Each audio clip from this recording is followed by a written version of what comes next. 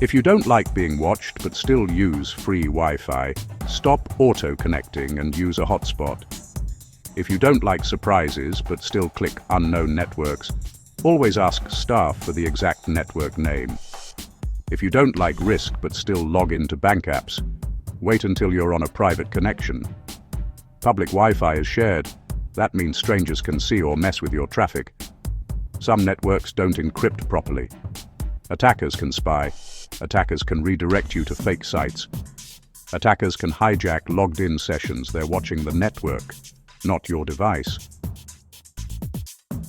Before you connect, confirm the network name, avoid open, no password, hotspots, turn off auto-connect, only log into sites that use HTTPS.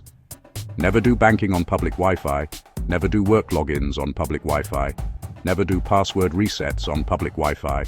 Safer choices: use your phone's hotspot, use a trusted VPN, use encrypted DNS, like AdGuard DNS, use Cloudflare DNS. Good habits stop breaches.